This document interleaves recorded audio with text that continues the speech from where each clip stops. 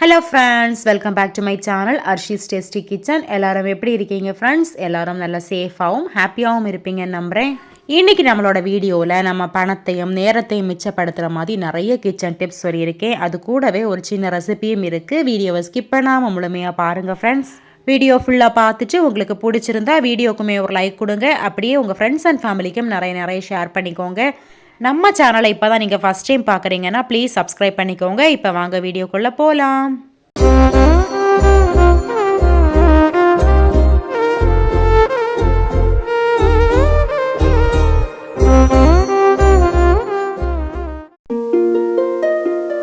நம்ம பசங்க ஸ்கூலுக்கு எடுத்துகிட்டு போகிற வாட்டர் பாட்டில்லாம் பார்த்தீங்கன்னா ஒரு சில நேரங்களில் அந்த மூடி டைட்டாக க்ளோஸ் ஆகாமல் தண்ணி எல்லாம் கீழே லீக் ஆகும். பாருங்கள், நான் வீடியோவில் காமிக்கக்கூடிய இந்த பாட்டில் பாருங்கள், இதோட தண்ணி பாருங்கள் கீழே லீக் ஆகுது பார்த்தீங்களா? இந்த பாட்டிலோட கேப்பை நல்லா டைட்டாக க்ளோஸ் பண்ணாலுமே தண்ணி லீக் ஆக தான் செய்யுது. இதை எப்படி நம்ம சரி பண்ணுறதுன்னு பார்க்கலாம். இதுக்கு நமக்கு தேவையான பொருள் பார்த்தீங்கன்னா நம்ம வீட்டில் இருக்கக்கூடிய ரப்பர் பேண்டு தாங்க. ரப்பர் பேண்ட் மட்டுமே போதும். இதை வச்சு நம்ம சூப்பராக அந்த தண்ணி லீக்கேஜை சரி பண்ணிடலாம். 1 அல்லது 2 ரப்பர் பேண்ட் எடுத்துக்கோங்க. இதை அந்த பாட்டில் மூடக்கூடிய இந்த பகுதியில் டைட்டாக போட்டு விட்டுருங்க. ரப்பர் பேண்ட் போட்டதுக்கு அப்புறமா பாட்டிலோட மூடி அதில் டைட்டாக மூடி வச்சுருங்க. இதுக்கப்புறம் பாருங்கள், தண்ணி ஒரு சொட்டு கூட கீழே சிந்தாது.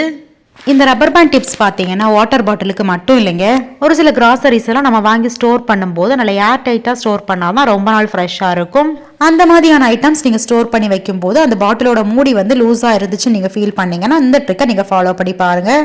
முக்கியமாக ட்ராவல் அப்போ நம்ம அந்த குழம்பெல்லாம் பாட்டிலில் ஊற்றி எடுத்துகிட்டு போவோம் இல்லையா, அப்போ இந்த மாதிரி ரப்பர் பேண்ட் போட்டு நல்லா டைட் பண்ணிவிட்டு அதுக்கப்புறம் எடுத்துகிட்டு போங்க. கொஞ்சம் கூட லீக் ஆகாது. ரொம்ப யூஸ்ஃபுல்லான டிப், கண்டிப்பாக ட்ரை பண்ணி பாருங்க. அடுத்த டிப்ஸ் பார்க்கலாம் ஃப்ரெண்ட்ஸ். நம்ம ஒரு தேங்காய் உடைச்சோன்னா ஒரு முழு தேங்காவுமே ஒரு நாள் ஃபுல்லாக காலி ஆகாது.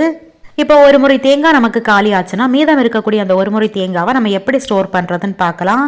ஃப்ரிட்ஜ் எல்லாம் இல்லாதவங்க, ஒருவேளை நீங்கள் ஃப்ரிட்ஜில் வைக்க விருப்பம் இல்லைன்னா இந்த மாதிரி நீங்கள் ஸ்டோர் பண்ணி பாருங்கள். கொஞ்சமாக பொடி உப்பு எடுத்துக்கோங்க. இந்த பொடி உப்பு இந்த தேங்காய் முறி ஃபுல்லாக தடவி விட்டுருங்க.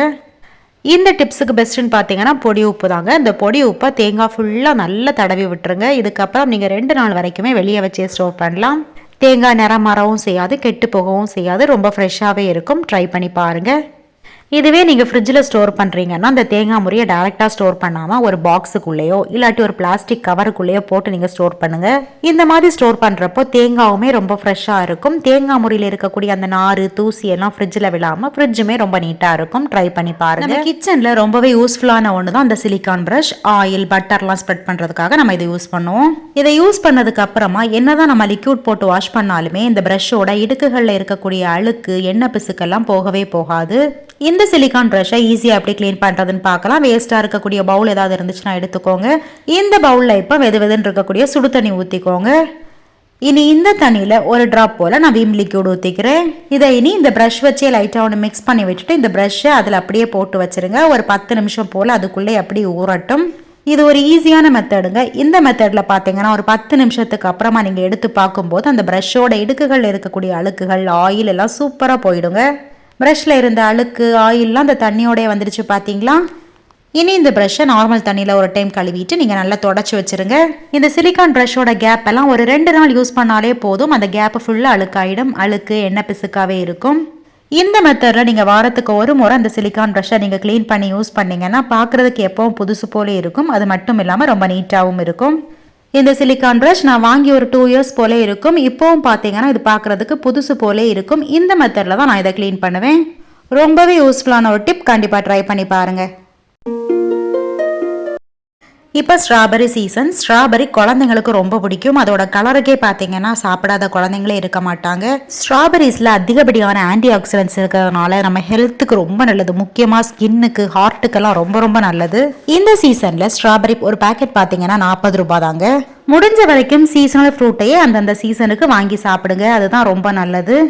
இப்போலாம் மோஸ்ட்லி எல்லா ஃப்ரூட்ஸுமே வந்து பூச்சிக்கொல்லி மருந்துகள்லாம் அடிச்சு தான் நமக்கு வருது. அதனால கண்டிப்பாக நம்ம இதை டைரெக்டாக தண்ணியில் வாஷ் பண்ணி சாப்பிடக்கூடாது. ஒரு பவுலில் பாதி அளவுக்கு லைட்டாக வெதுன்னு இருக்கக்கூடிய சுடு தண்ணி சேர்த்துக்கிறேன். இது கூட பார்த்தீங்கன்னா ஒரு 2 டீஸ்பூன் அளவுக்கு வினிகர் சேர்த்துக்கிறேன்.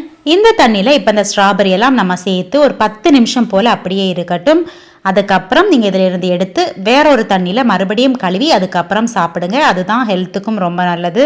ஃப்ரூட்ஸ் எல்லாம் கழுவுறதுக்கு நம்ம வினிகர் தான் சேர்க்கணுன்ற அவசியம் இல்லைங்க. இதுக்கு பதில் நீங்கள் தண்ணியில் கொஞ்சமாக கல்லுப்பு, மஞ்சள் தூள் போட்டு அந்த மாதிரியும் கழுவலாம். இனி இந்த ஸ்ட்ராபெரியில் இருக்கக்கூடிய காம்பெல்லாம் எடுத்துட்டு இந்த ஸ்ட்ராபெரியை நல்ல ஒரு காட்டன் கிளாத் வச்சு நல்லா தொடச்சி எடுத்துடலாம். நான் அன்றைக்கி 2 பேக்கெட் இருக்கிறதுனால இதை வச்சு நான் ஸ்ட்ராபெரி ஜாம் தான் செய்ய போகிறேன். இது எப்படி செய்கிறதுன்னு குயிக்காக பார்த்துட்டு வந்துடலாம் வாங்க.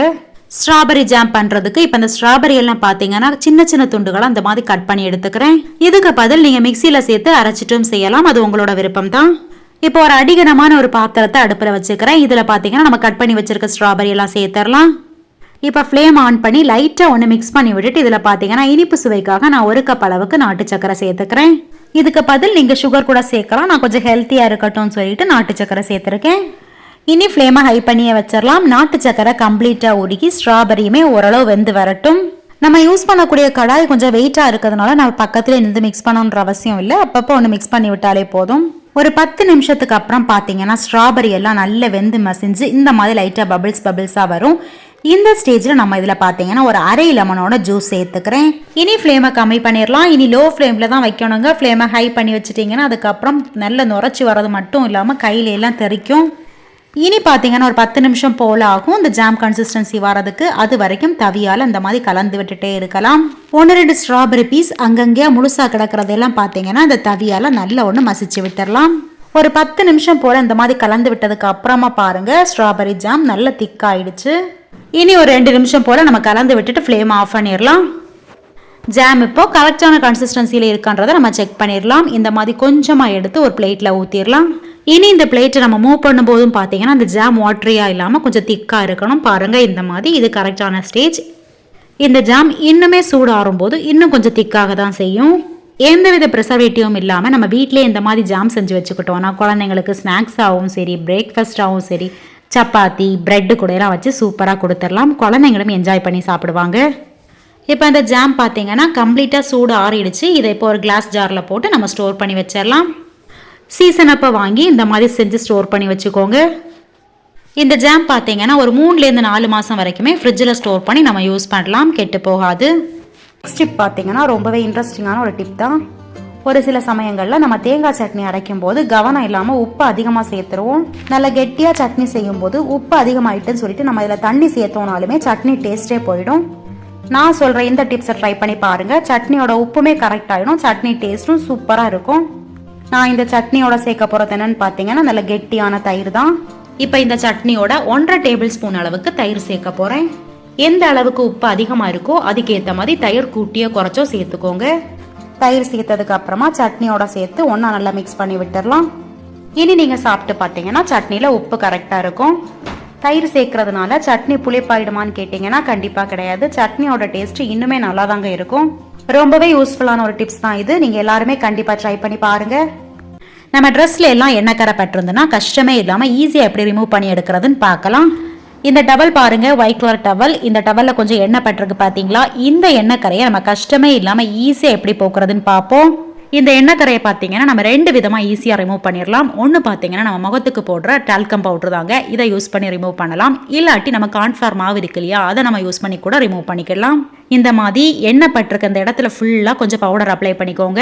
டவலோட 2 பக்கத்துலையுமே பார்த்தீங்கன்னா இந்த மாதிரி பவுடர் அப்ளை பண்ணிக்கோங்க. பவுடர் அப்ளை பண்ணிட்டு விரலால் நல்ல எல்லா இடமும் தேய்ச்சி விட்டுருங்க. இந்த மாதிரி தேய்க்கிறப்ப பார்த்தீங்கன்னா அந்த பவுடர் இந்த எண்ணெய் எல்லாம் கம்ப்ளீட்டாக அப்சர்வ் பண்ணிடும்.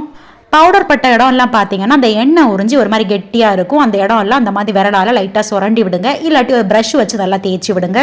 ஒரு டைம் பவுடர் அப்ளை பண்ணி நீங்கள் இந்த மாதிரி தேய்ச்சி விட்டாலே அந்த எண்ணெய் கரையெல்லாம் கம்ப்ளீட்டாக போயிடும். ஒருவேளை அதிகமாக எண்ணெய் கரை இருந்துச்சுன்னா நீங்கள் மறுபடியும் அந்த இடத்துல கொஞ்சம் கூட பவுடர் அப்ளை பண்ணிக்கோங்க. அப்ளை பண்ணி இதே மாதிரி நீங்கள் செஞ்சாலே போதும், எண்ணெய் கரை கம்ப்ளீட்டாக போயிடும். இந்த மாதிரி ப்ரஷ் வச்சு தேய்க்கும் போதே பார்த்தீங்கன்னா இதோட எண்ணெய் கரையெல்லாம் கம்ப்ளீட்டாக போயிடுச்சுங்க. இனி நார்மல் தண்ணியில் ஒரு டைம் முக்கிட்டு நான் காமிக்கிறேன் பாருங்கள். இந்த ட்ரிக் பார்த்தீங்கன்னா நீங்கள் எண்ணெய் கரை பட்ட உடனேயே செய்யணும். நேரம் ஆச்சுதுன்னா அதுக்கப்புறம் இந்த ட்ரிக் ஒர்க் அவுட் ஆகாது. பாருங்கள், எண்ணெய் கரை இருந்த இடமே தெரியலை பார்த்தீங்களா? இனி நீங்கள் நார்மலாக வாஷிங் மிஷினில் எல்லா துணி கூடையும் சேர்த்து போட்டு நீங்கள் துவைச்சிடலாம். இதே போல் நம்ம கிச்சன் கவுண்டர் டாப்பில் எங்கேயாச்சும் கொஞ்சம் எண்ணெய் சிந்தி இருந்துச்சுன்னா அந்த இடத்துல நீங்கள் துணி வச்சு துடைக்காமல் ஃபஸ்ட்டு நீங்கள் அரிசி மாவு அல்லது கோதுமை மாவு ஏதாச்சும் கொஞ்சம் எடுத்து அந்த எண்ணெய் மேலே போட்டுருங்க. அந்த எண்ணெய் கம்ப்ளீட்டாக அந்த கோதுமை மாவு அப்சர்வ் பண்ணிவிடும். அதுக்கப்புறம் எப்பவும் போல் நீங்கள் துணி வச்சு துடைச்சிருங்க. ஈஸியாக வேலை முடிஞ்சிடும். ரொம்பவே யூஸ்ஃபுல்லான டிப், ட்ரை பண்ணி பாருங்கள். செம சாஃப்டான ஒரு எக் ஆம்லேட் எப்படி பண்ணுறதுன்னு பார்க்கலாம். ஒரு பவுலில் ஒரு முட்டையை உடச்சி ஊற்றிக்கிறேன். இது கூட பார்த்தீங்கன்னா ஒரு பிஞ்ச் அளவுக்கு உப்பு சேர்த்துக்கிறேன். நம்ம முட்டையை பீட் பண்ணுறதுக்கு இந்த மாதிரி ஸ்பூன் யூஸ் பண்ணுறதுக்கு பதில் நீங்கள் ஃபோக் ஸ்பூன் யூஸ் பண்ணி மிக்ஸ் பண்ணி பாருங்கள். முட்டை சூப்பராக பீட் ஆகி வந்துடும். பொதுவாக நம்ம வீட்டில் உள்ள குட்டி பசங்களுக்கெல்லாம் நம்ம ஆம்லேட் கொடுக்கும்போது அவங்க வெங்காயம் பச்சை மிளகாய்லாம் விரும்ப மாட்டாங்க. அவங்களுக்கு இந்த மாதிரி செம சாஃப்டான ஆம்லேட் செஞ்சு கொடுங்க. இதுக்கு நான் சேர்க்க போகிறது பார்த்தீங்கன்னா இது கூட கொஞ்சமாக பால் சேர்க்க போகிறேன். அதாவது அளவு பார்த்தீங்கன்னா ஒரு முட்டைக்கு 1 டேபிள் ஸ்பூன் அளவுக்கு பால் நீங்கள் சேர்த்துக்கோங்க. இப்போ 2 முட்டை நீங்கள் சேர்த்துருந்தீங்கன்னா 2 டேபிள் ஸ்பூன் அளவுக்கு பால் நீங்கள் சேர்க்கலாம். முட்டை பால் ரெண்டும் சேர்த்து நல்லா ஒன்று மிக்ஸ் பண்ணி எடுத்துடலாம். இப்போ தோசை தவா ஹீட் பண்ணி பீட் பண்ணி வச்சிருக்க முட்டையை இதில் ஊற்றிடலாம். இந்த ஆம்லேட் பார்த்தீங்கன்னா ஃபர்ஸ்ட் டைம் குழந்தைங்களுக்கு நம்ம முட்டையெல்லாம் கொடுப்போம் இல்லையா, அந்த மாதிரி டைமில் கூட இந்த முட்டையை நீங்கள் ட்ரை பண்ணலாம். செம சாஃப்டாக இருக்கும், குழந்தைங்க ஈஸியாக சாப்பிட்ருவாங்க. இப்போ ஆம்லேட் 2 பக்கம் திருப்பி போட்டு வேக வச்சு எடுத்துடலாம்.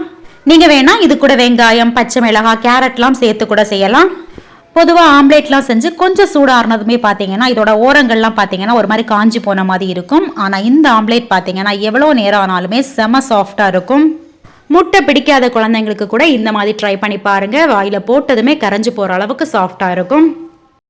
இந்த வீடியோவில் நான் சொல்லியிருக்க டிப்ஸ் ரெசிபி எல்லாமே உங்களுக்கு கண்டிப்பாக யூஸ்ஃபுல்லாக இருக்கும்னு நினைக்கிறேன். தேங்க்ஸ் ஃபார் வாட்சிங்.